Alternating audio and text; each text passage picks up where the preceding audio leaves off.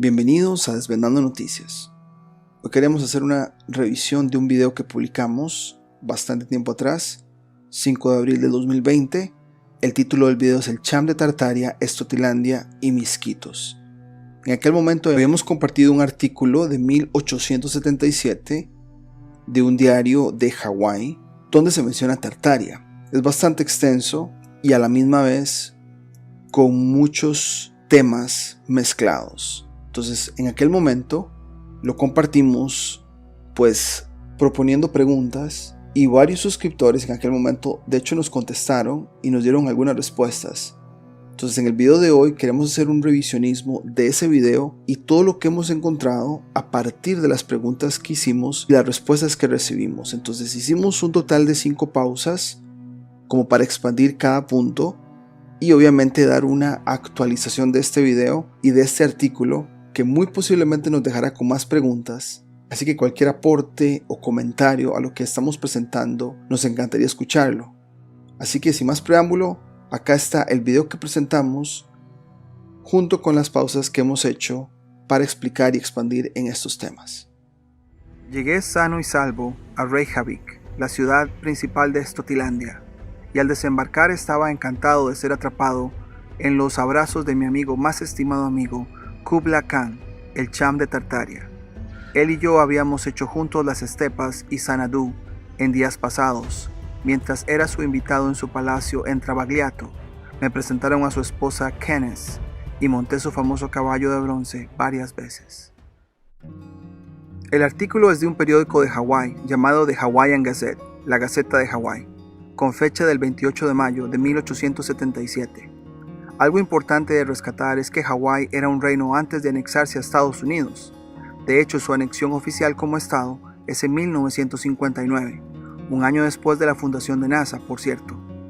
De la Hawaiian Gazette, Chronicling America nos dice: la Gaceta hawaiana de circulación general de 4 a 8 páginas se publicó en Honolulu, en inglés y algo de hawaiano semanalmente, de 1865 a 1893. Y semestralmente de 1894 a 1918. Durante sus 53 años de existencia, el periódico informó sobre 4 monarcas hawaianos, el derrocamiento del reino hawaiano, la anexión de Hawái a los Estados Unidos y el establecimiento del territorio de Hawái. También se dice que, a mediados de la década de 1870, el periódico se volvió decididamente antimonárquico cuando las opiniones del rey Kalakaua y los de la oligarquía local, un poderoso contingente de intereses azucareros pro-americanos y pro-anexión, comenzaron a divergir. Este fue el ambiente del diario para el momento donde el artículo se escribe. El artículo es una carta de alguien que se queja contra la editorial de la Hawaiian Gazette, porque al parecer en artículos recientes se ha tocado el tema de la inmigración. En una de las primeras líneas acerca de la inmigración se dice: todos reconocen que es un tema de la mayor importancia para el futuro de estas islas. Según el autor de la carta, la editorial del diario ha hecho un trabajo pésimo en cuanto al tema y llama al editor jefe un burro, que al parecer ya había fallecido. El autor de la carta continúa con las metáforas y usa uno de los personajes mencionados en los viajes de Gulliver, los Oiham-Hums, que son una raza inteligente de caballos, para decir que si ya son animales en la editorial, a él le habría gustado llamarlos como esa raza inteligente de caballos al menos, pero que no es así. La introducción no agrega mucho al tema, pero en forma general este es mi resumen. El escritor se queja del periódico y el editorial, específicamente en su prosa y poesía, y al parecer estaba muy enojado de cómo han tratado el tema de la inmigración, y él quería aprovechar el espacio para dar su teoría en cuanto al tema. Para esto él nos contará de sus viajes y de su misión de inmigrantes en esos viajes. El artículo empieza con un número romano extenso, para decirnos el año cuando realizó este viaje. Después de hacer el cálculo, el autor se refiere al año 1812. Lo primero que pensé fue que si el artículo fue escrito en 1877, estamos hablando de que el escritor se devuelve 65 años atrás. Podríamos asumir que ya era anciano en el momento que escribió la carta. Haremos la primera pausa con un comentario que nos dejó un suscriptor después de que publicamos este video, donde creo que podemos entonces aclarar y tener un rango histórico mejor. Él nos decía que Albert Edward, el príncipe de Gales, al que hace alusión el artículo, nació en 1841, un dato que no teníamos en cuenta en ese momento, lo cual deja una duda razonable de que dicho artículo no pudo escribirse en 1812. Es posible que se equivocara con el número romano, este que pusimos en la calculadora, y quisiera decir este otro, ¿no? Que coincidiría con 1868, periodo en el que Edward viajaba por Estados Unidos y Canadá. Y queremos agradecer a esta persona porque tendría sentido este año si resuena, porque es después de la Guerra Civil de Estados Unidos. Y creemos que después de que termina la Guerra Civil hay varios movimientos políticos y quizá haya un interés por llevar inmigrantes de un lado a otro. Entonces queríamos dejar claro ese dato, y este señor Albert Edward, el príncipe de Gales, lo tenemos acá. La entrada de Wikipedia nos dice que, como dice nuestro suscriptor, correcto, dice que nace en 1841 y fallece en 1910. Fue el rey de Reino Unido y los dominios británicos de ultramar y emperador de la India, desde su ascenso al trono el 22 de enero de 1901 hasta su muerte. Su reinado de más de 9 años fue conocido como la era eduardiana. También fue el primer monarca británico de la casa de Sajonia-Coburgo-Gotha, que años después fue renombrada como la Casa de Windsor por su hijo Jorge V. Bueno, ahí tenemos al príncipe este de Gales, y tendría sentido que este autor del artículo se haya reunido con él aproximadamente en estas fechas, como nos dice esta persona, seguramente después de las guerras de secesión, también le llaman la Guerra Civil de Estados Unidos. Entonces ya pues cambia lo que presentamos en aquel momento del artículo con el año, ¿no? No es tanto al inicio del siglo XIX, sino más como a la mitad, 1868, para que lo tengamos claro a partir de ahora que continuamos con el artículo. Para esta parte leeré textual el inicio de su travesía y dice así: en el año 1812, los amigos más íntimos, Lord Brougham y el conde Shaftesbury, me indujeron a emprender una misión filantrópica de introducir una colonia de mosquitos en Islandia y las regiones al norte del Polo Norte, con el propósito de mantener a los habitantes con calor. Las estufas de leña y tío Sam eran extremadamente escasas. Recolecté unos miles de billones de mosquitos, cada uno de los cuales fue cuidadosamente embalado en un cajón de madera de alcanfor y alimentados durante el viaje con una cuchara de plata. Simplemente menciono esto para mostrarle el inmenso trabajo de esta tarea, y cuando le digo que lo hice todo yo mismo, espero que usted y sus lectores me den la misma credibilidad que están dispuestos a reconocer a las declaraciones de EMD. En cualquier caso, reclamo el beneficio de la duda. La primera vez que leí el artículo, interpreté que cuando decía mosquitos se refería a los insectos. Sin embargo, más adelante me pregunté, ¿por qué se escribió con M mayúscula? Esto me llevó a una conexión muy interesante. Un foro dice que mosquitos es un término para llamar a las personas que viven en Somalia, y un diccionario me dice que es una raza o grupo de personas que viven en un área entre Honduras y Nicaragua. La zona se llama La Mosquitia, zona boscosa y de selva que solo se puede accesar por avión o canoa. Indagando aún más con una colaboradora hondureña, me confirma lo siguiente: en el departamento de Gracias a Dios se encuentra la Mosquitia, y las personas que habitan en esa zona se llaman misquitos. Aún en los datos que se dan en Honduras, la etnia no queda muy clara. Se dice que fue una mezcla entre las personas de raza negra que habían sido traídos desde África por los españoles y los esclavos que trajeron los ingleses posteriormente. Lo más curioso es que los misquitos han dicho que ahí hay una ciudad perdida. También tiene su propia lengua. Al parecer no les gusta hablar de su cultura, son muy reservados.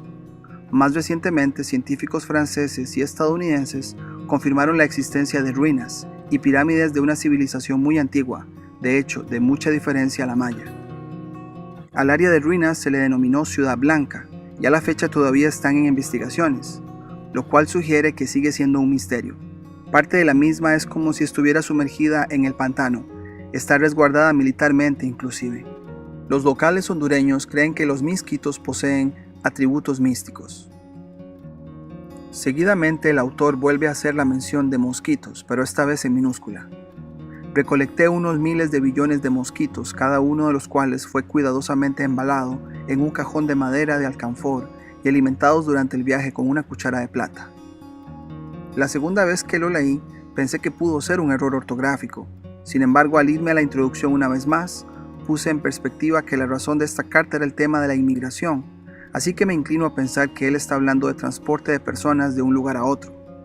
Aún así surge la pregunta, ¿una cuchara de plata es suficiente para alimentarlos? ¿Estará hablando de manera figurativa? ¿Serán embriones? Digo embriones ya que más adelante nos da una pista de esto. En 1812 ya se realizaban modificaciones genéticas de ADN. Hacemos nuestra segunda pausa porque ya después de analizar esto de los embriones que se va a mencionar más adelante y que los alimenta con una cuchara de plata, nos hizo pensar algo que de hecho sonaría un poco siniestro, pero podría estar en las posibilidades. ¿Qué tal si estamos hablando de bebés? Y con bebés puedes alimentarlos con cuchara, ¿no? Entonces, esa es otra posibilidad que no lo hemos pensado, pero cada vez que vemos esto del tráfico humano, tendría sentido llevar menores para que se adapten a un clima, a una zona geográfica, con propósitos de imperialismo, ¿no? Pero bueno, dejamos la idea ahí y vamos a ver que más adelante nos va a hablar de embriones también. El artículo continúa. Navegué desde Gravesend, llegando a Victoria, en el barco, de quien habrás escuchado habitualmente por la gracia de Dios y por su buen sentido y comportamiento, ahora reina de Inglaterra, Gran Bretaña y las islas del Canal, Europa, cerca de Asia, que besó mis manos al despedirse de mí. Gravesend y Victoria son puertos del río Támesis en Inglaterra, quiere decir que sale de esta área. En Victoria pasa tiempo con el príncipe de Gales la noche antes de partir, y esto es lo que dice. Como tenía que navegar con mi carga preciosa temprano en la mañana, y como los óvulos tenían que ser alimentados antes de comenzar, tuve que despedirme de Su Alteza Real después de la cena. Partimos, él con lágrimas en los ojos y yo con lágrimas en el bolsillo. Finalmente llegamos a la parte donde aparece Tartaria, a la que hicimos mención en la introducción. Llegué sano y salvo a Reykjavik, la ciudad principal de Estotilandia, y al desembarcar estaba encantado de ser atrapado en los abrazos de mi amigo más estimado amigo, Kubla Khan, el Cham de Tartaria. Él y yo habíamos hecho juntos las estepas y Sanadú en días pasados, y mientras era su invitado en su palacio de Travagliato, me presentaron a su esposa Cannes, y monté su famoso caballo de bronce varias veces. Resulta ser que Reykjavik todavía existe y es la capital de Islandia. Lo más curioso es que Estotilandia no está en los registros actuales, pero cuando indagué a qué área se refiere, me llevó a una historia de ficción y a datos reales proporcionados por el Museo Davistown del estado de Maine. Aquí está la introducción de la historia. Antiterra, también conocido como Demonia, es un planeta distante en algún lugar del universo, pero extrañamente similar a Terra, incluso si las similitudes y diferencias son difíciles de precisar. Tiene un sol, una luna y un cielo estrellado. Tiene una atmósfera y masas de tierra y agua. Hay nubes y relámpagos. Hay día y noche. Hay zonas climáticas y estaciones. Hay ríos, lagos, páramos, montañas, desiertos, bosques y praderas. Hay una fauna y una flora muy parecida a la de Terra. Y hay seres humanos que externa e internamente parecieran ser idénticos a los de la Tierra. Los continentes de ambos planetas parecen estar distribuidos de manera similar, y los países en ellos parecen estar donde están en la Tierra. También tienen los mismos o muy similares nombres. En el mapa podemos notar que toda la parte norte de Norteamérica corresponde a Estotilandia.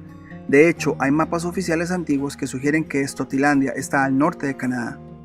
El Museo de Davistown es un museo regional de historia, herramientas y arte en la región montañosa de la costa central de Maine. Según su sitio, esto nos dicen de Estotilandia. Antonio Seno, en el informe sobre los viajes de él y de su hermano, relata que un barco pesquero de Frieslandia, conducido por una tormenta muy al oeste, llegó a un país llamado Estotilandia, cuyos habitantes comerciaban con Groenland, Groenlandia. Este país, Estotilandia, era muy fértil y tenía montañas en el interior.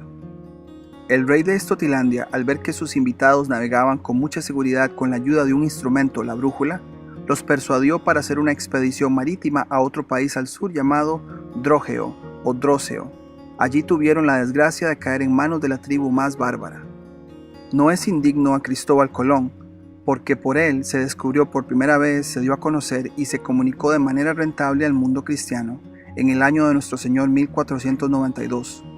Sin embargo, descubrí que la parte norte del país se llamaba Estotilandia, que, sobre todo, se extiende hacia nuestra Europa, y las islas de la misma, a saber Groenlandia, Islandia y Frieslandia, fue encontrada hace tiempo por ciertos pescadores de la isla de Frieslandia, impulsada por la tempestad en la costa de la misma, y fue descubierta alrededor del año 1390 por un tal Antonio Zeno. Hay altas probabilidades que la parte norte de Canadá se llamaba Estotilandia, y que fue borrada de los mapas actuales. ¿Será que el área del Ártico eran aguas navegadas para comercio? Siguiendo con el artículo, se dice que en Estotilandia, al desembarcar estaba encantado de ser atrapado en los brazos de mi amigo más estimado amigo, Kubla Khan, el Cham de Tartaria. Él y yo habíamos hecho juntos las estepas y Xanadu en días pasados, y mientras era su invitado en su palacio de Travagliato, me presentaron a su esposa Canes y monté su famoso caballo de bronce varias veces. Acá el autor aprovecha para contarnos que su relación con el Cham ya tenía un pasado, y nos comenta de dos lugares. Indagué en Xanadu, y es otra manera de llamar Shangdu, área entre China y Mongolia, y por las fotos se ven como sabanas. Podría ser que el autor y el Cham de Tartaria recorrieron esa área. Luego dice que tiene un palacio en Travagliato. Lo que encontré es que Travagliato es un pueblo en Italia que pertenece a Brescia. Hice una búsqueda de la arquitectura, se nota que es antigua y hasta podría haber pasado por la llamada inundación de lodo, viendo algunas de esas fotos. ¿Creen ustedes que aquí estaba ese palacio al que se hace mención? Regresando a Islandia, el autor describe a inmigrantes de la siguiente manera. Aquí vi algunos inmigrantes de aspecto probable, que estoy seguro de que se asimilarían con la raza hawaiana, siendo muy sobrios, honestos y trabajadores, como los eurasiáticos y los alsacianos. Mi viejo amigo el Cham se ofreció a darme 2 o 3 en proceso de juicio, y tengo que hacerlo por el último comunicado por teléfono, que les envié con el fin de presentarlos a la Junta de Inmigración. Espero grandes resultados. Este extracto nos da la idea de que entre el autor y el Cham de Tartaria hubo un intercambio de inmigrantes, o sea, ¿estamos hablando de tráfico humano? Lo curioso es que son 2 o 3 personas, lo cual lo haría más manejable de llevar de vuelta que 1 millón de mosquitos. Curioso que se menciona la palabra teléfono. Según la ciencia oficial, el teléfono se inventó en 1876. Sin embargo, el viaje de este autor empezó en 1812. ¿Será que ya se usaba antes de 1876? Podríamos pensar que quizá quiso decir telégrafo. Sin embargo, el telégrafo fue inventado entre 1830 y 1840, después de 1812. ¿Qué piensan ustedes? Haremos nuestra tercera pausa y ahora con el cambio de año, esto tiene un poco más de contexto, sin embargo, queda la duda. El teléfono se inventa en 1876. Este artículo se escribe en 1877, un año después. Pero él nos está hablando de algo que pasó en 1868, como 10 años atrás, y nos habla de teléfono. ¿Será que ya se usaba el teléfono y no se hace oficial hasta después, como es común en muchos de nuestros casos actuales, ¿no? Que muchas tecnologías ya se conocen a nivel militar, pero no se presentan al público hasta después. Entonces, creo que por ahí nos resuena un poco más, pero queda la duda, ¿por qué usar teléfono? ¿O fue que se le salió a la persona a decir que ya se usaba esa tecnología, ¿no? Continuamos. El artículo continúa diciendo, los mosquitos no fueron del todo un éxito.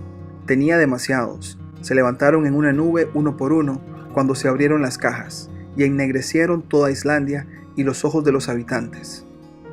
Si el tema central es la inmigración, es por eso que no creo que esté hablando de insectos. Quizá esté hablando en sentido figurativo.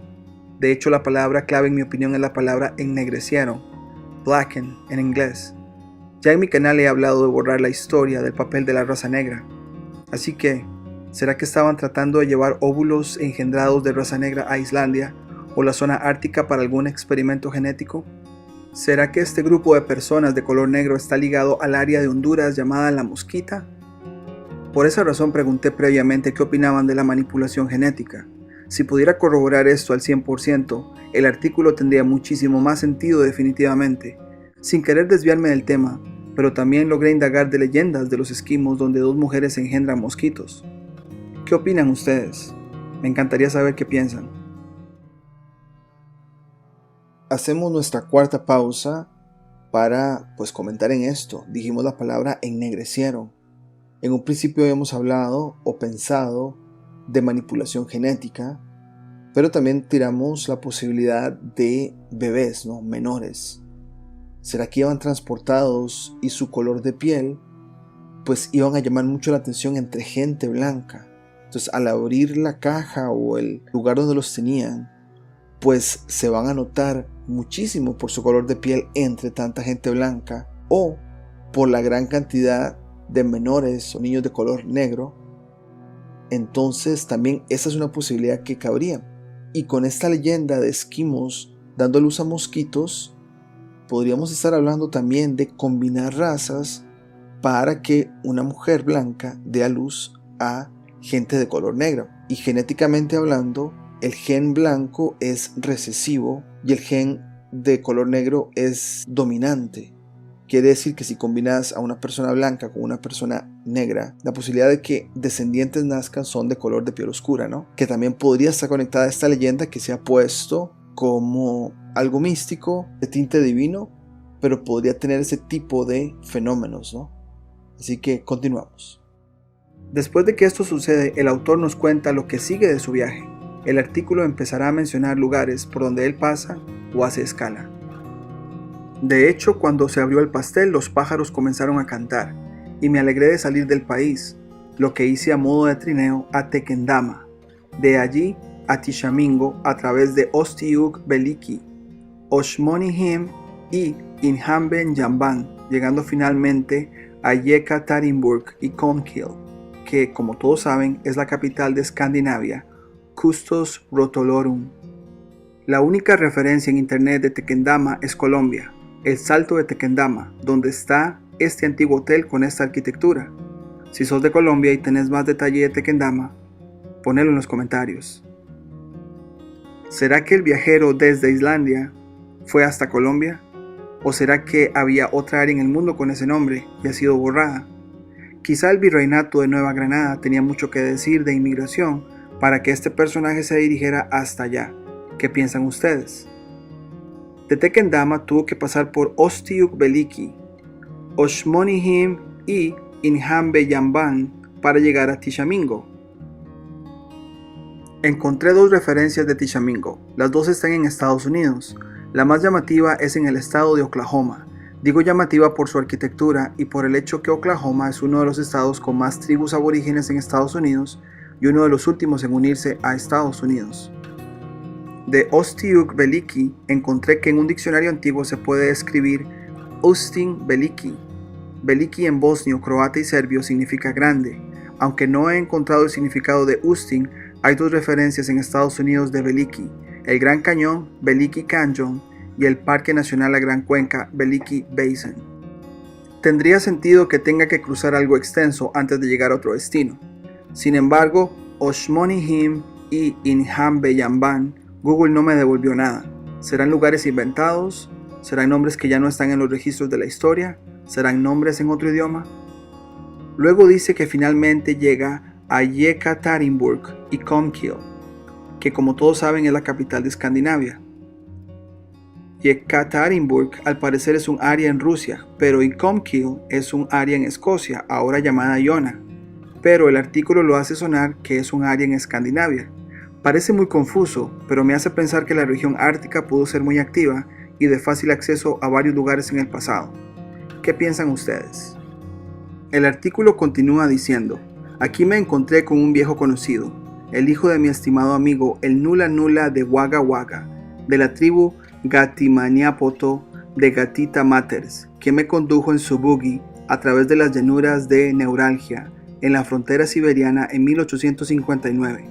Era un joven caballero notablemente independiente y podía hablar con 175 idiomas diferentes. Un Nula Nula es un tipo de arma, originaria de Wagga Wagga, que es un área en Australia, pero el autor describe a su amigo con los calificativos de esa arma. Su amigo es de la tribu Gatita Matters, que es de Nueva Zelanda. Entonces, resumiendo, en algún lugar de Escandinavia, el autor se encuentra con un amigo conocido que tiene conexiones con el área de Australia o Nueva Zelanda, y que lo transporta en su buggy, Miren si buscamos la palabra en Google, no es solamente calesa o carruaje, el término se refiere a un tipo pequeño de automóvil. ¿Será que están hablando de un tipo de automóvil avanzado en 1859? Según la historia oficial, el primer automóvil fue hecho en 1885. Desde Escandinavia, este amigo lo llevó hasta la frontera siberiana. Ahora la pregunta es, ¿la frontera con Europa, que es al oeste, o una posible frontera con Norteamérica al este? ¿Qué piensan ustedes? Después nos dice este detalle de esta frontera siberiana.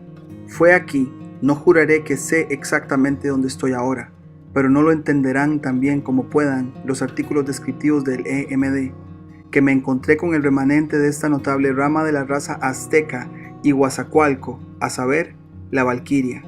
En cada caso, tienen que retroceder 350 revoluciones, me refiero a generaciones, para encontrar a su antepasado original, y cuando lleguen allí, probablemente encontrarán que lo colgaron por mentir o recoger y robar cacahuates. Sin embargo, estoy convencido de que son la clase de inmigrantes más deseables para traer a estas islas, y si el gobierno del país desea alguna información sobre el tema, me complacerá proporcionarla. El autor nos está diciendo que en una frontera siberiana está el remanente de la raza azteca y Guazacualco, y nos especifica que son Valquiria. Esto fue lo que encontré como Valquiria. ¿Será que eran solo mujeres? Lo otro es que no hay registros modernos de Guazacualco. Sin embargo, en un libro antiguo parece ser un lugar en México con puerto y un istmo, y no encontré nada más. ¿Será una parte geográfica desaparecida? ¿Qué hace esta raza en la parte norte del mundo? ¿Estará conectada con la raza de mosquitos con que inició este artículo? ¿Estarán conectados con esa área en Honduras donde yace una ciudad antigua? ¿O quizá este señor se encargaba de mover varias razas de Mesoamérica a las zonas árticas con manipulación genética? Esta sería nuestra quinta pausa y última de este artículo y video que hemos publicado hace bastante tiempo. Y obviamente nos llamó la atención lo de aztecas y Guazacualco, la raza de aztecas y Guazacualco.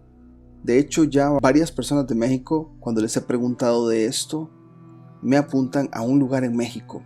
Una de esas personas fue esta suscriptora que me había dicho Guazacualco, me recordó el actual puerto de Coatzacoalcos, Veracruz. Entonces, probablemente el nombre significa algo. Y cuando nos fuimos a indagar más, nos encontramos estos mapas. Acá dice Guazacualco y van a ver acá que está Veracruz, Golfo de México. Hay varios ríos dibujados. Obviamente las montañas o las partes elevadas y los ríos hacia el Pacífico, que de hecho no se le llama Pacífico, se le llama Gran Océano Ecuatorial. Por acá está Guatemala. Entonces este mapa, de hecho está en el sitio de David Rumsey, el mismo sitio del mapa de Urbano Monte, uno de tantos mapas antiguos.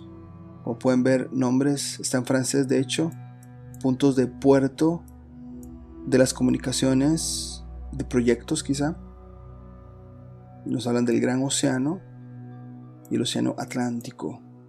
Ahora, cuando nos vamos al autor de este mapa, se llama Alexander von Humboldt.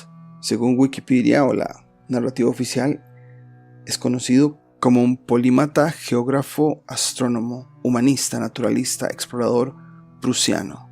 Se dice que viajó a esta parte de América muchas veces y reportó a Europa lo que hacía, y una de esas cosas fue este mapa, ¿no? Y cuando nos vamos a lo que este mapa nos muestra, como ya vimos la conexión de Guazacualco, por acá lo que es Veracruz en México, pero cómo llama la atención que se quiere cruzar de lo que es el Golfo de México a este lado, ¿no? Y se ven los ríos, ¿no?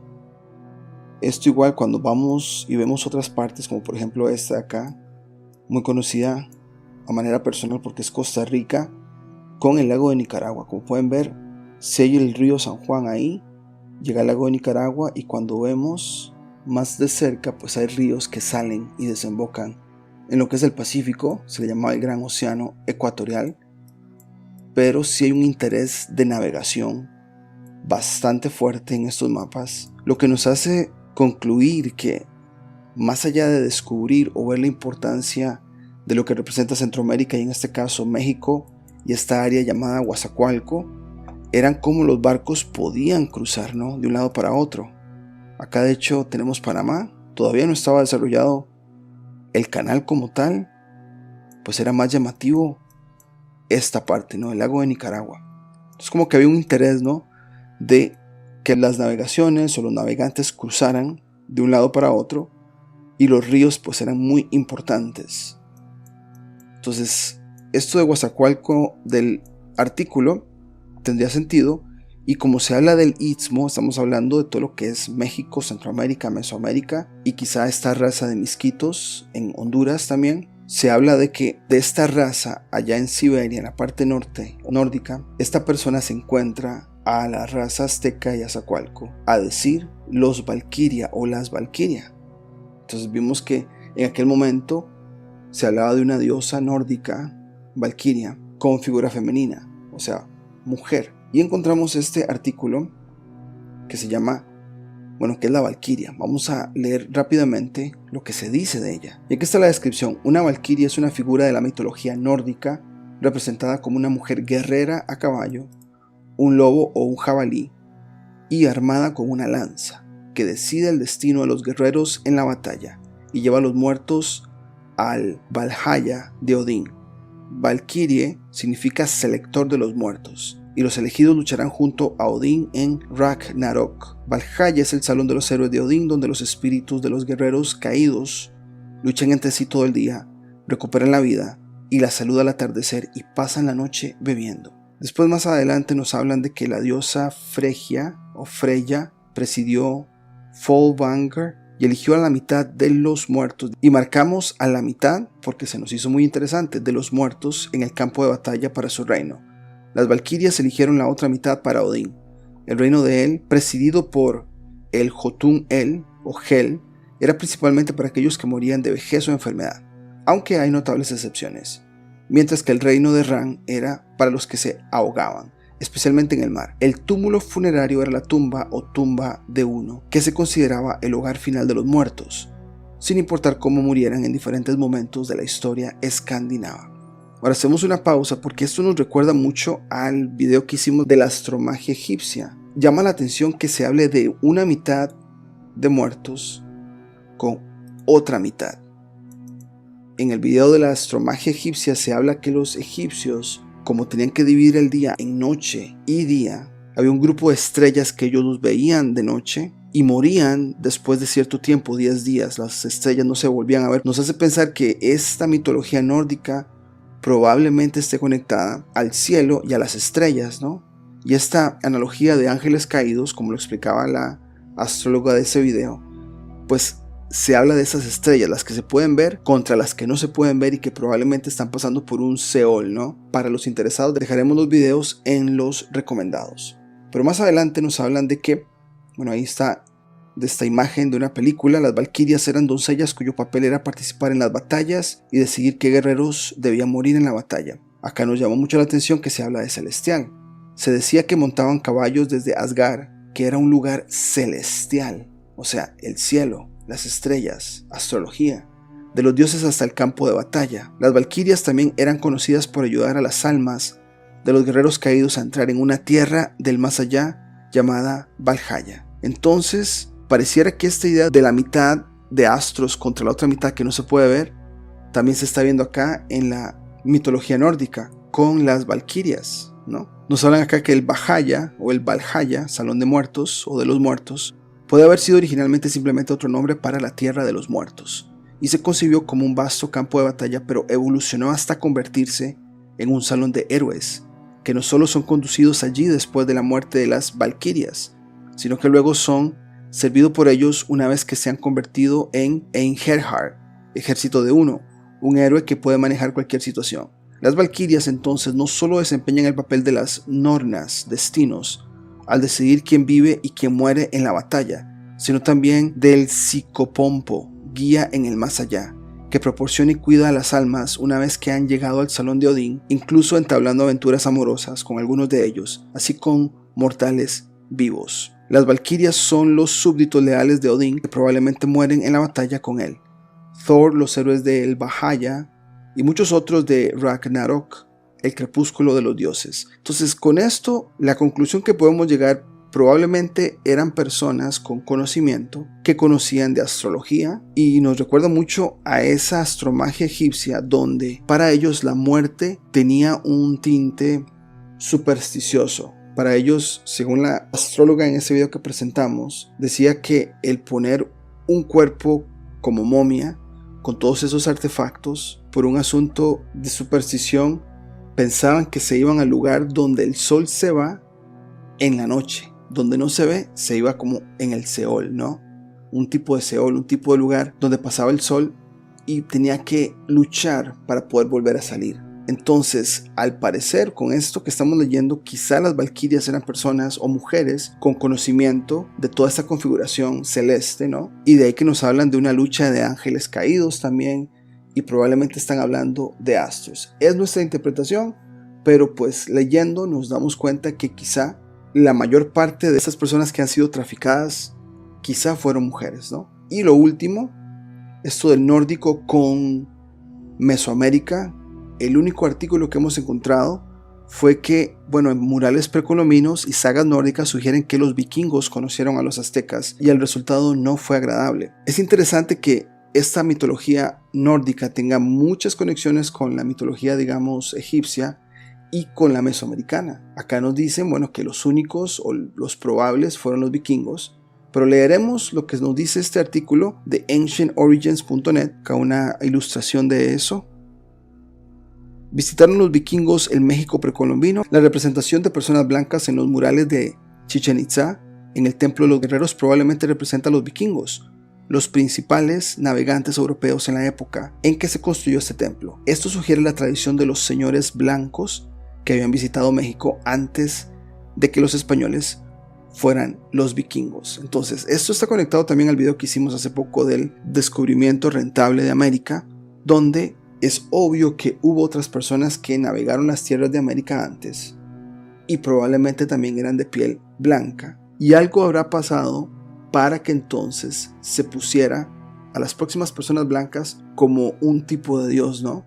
Dice por acá, Hans Evelyn publicó el libro El viaje al pasado 3, los europeos ganan el globo, historia moderna, en 1789. En su texto, Evelyn hablaba de cómo Montezuma II o II acogía a Hernán Cortés como Quetzalcóatl. Dice por acá, estas dos personas tradujeron el libro de Evelyn al islandés. Se nos hace interesante islandés, ya que hablamos de la capital de Islandia en este artículo. Discutieron la saga en el epílogo. Esta saga menciona a dos posibles vikingos que pueden haber navegado a la región de Yucatán en México. Acá los nombres, ¿no? Pero más adelante se nos habla que navegaron por Irlanda y desembarcaron en México. Pero para desembarcar en México, acá hay unas ilustraciones de esto, pero esto llegar a México creo que da una buena explicación. Dice, también hay 3 tradiciones de las sagas nórdicas que mencionan que en el 965-986 Ari Marson zarpó de Irlanda en un intento de llegar a Groenlandia. O sea, su destino inicial era Groenlandia. La historia cuenta que el barco de Marson se topó con un mar embravecido y una tormenta lo desvió de su rumbo. O sea, como la naturaleza imponiéndose y esa persona teniendo que cambiar el rumbo, no porque quería, sino porque fue forzado a cambiarlo. En el plazo de 6 días había llegado a México en su lugar. Esta saga, con este nombre, y el viaje de Ari Marson puede explicar cómo llegaron los primeros blancos a Yucatán. Entonces, esa podría haber sido la razón, pero el hecho que las culturas compartan estos conceptos de mitologías y que hayan conexiones, y que esto de las valquirias en Mesoamérica, para que en el artículo nos hablen de que era una raza muy llamativa y que estaba ya en Siberia, y que lo que llamaba más la atención eran las valquirias, nos dice que quizá el conocimiento tanto de los nórdicos como Mesoamérica y egipcios, ya habían unas conexiones ahí para que esta persona, este autor, lo relacione entre ellos dos, ¿no? Pero dejamos la pregunta ahí, pero si alguien tiene algún aporte para expandir esto, obviamente nos encantaría escucharlo.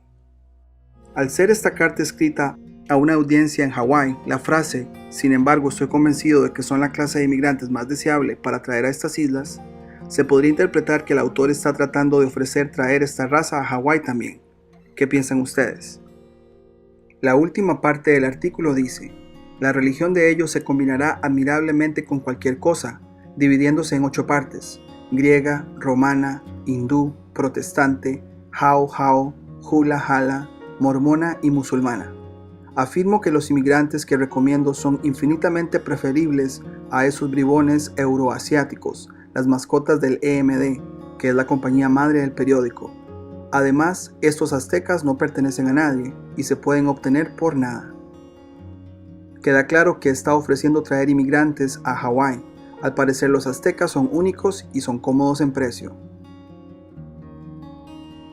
Para finalizar, el resumen de eventos sería: una persona con conexiones a la realeza lleva millones de mosquitos, con M mayúscula, posiblemente de la Mosquitia Honduras, a Islandia, donde lo recibe el Cham de Tartaria, y con el cual hizo un intercambio de inmigrantes. Se nos describe que el autor y el Cham de Tartaria tienen recuerdos de pasar juntos en China e Italia posiblemente. En su viaje de regreso pasa por Tequendama, posiblemente Colombia, luego se va a Tishomingo, posiblemente Oklahoma, Estados Unidos, y luego a Escandinavia, donde se encuentra con otra personalidad. No dice quién es, pero que tiene conexiones con Australia y Nueva Zelanda. Esta personalidad habla muchos idiomas y lo transporta en un buggy a la frontera siberiana, donde se encuentra con el remanente de una raza azteca y huazacualco, que nos sugiere probablemente personas de Mesoamérica. El autor de la historia está diciendo todo esto para ofrecer posiblemente inmigrantes a Hawái, y este transporta personas de un lugar a otro, haciéndolo probablemente de manera física o quizá con manipulación genética. Bueno, hemos llegado ya al final del video. En aquella ocasión habíamos dejado de hecho una traducción en texto disponible, la cual la vamos a dejar acá también. Así es que cualquier aporte, cualquier comentario a esta presentación nos encantaría escucharlo, pero por ahora sería todo y nos vemos en la próxima.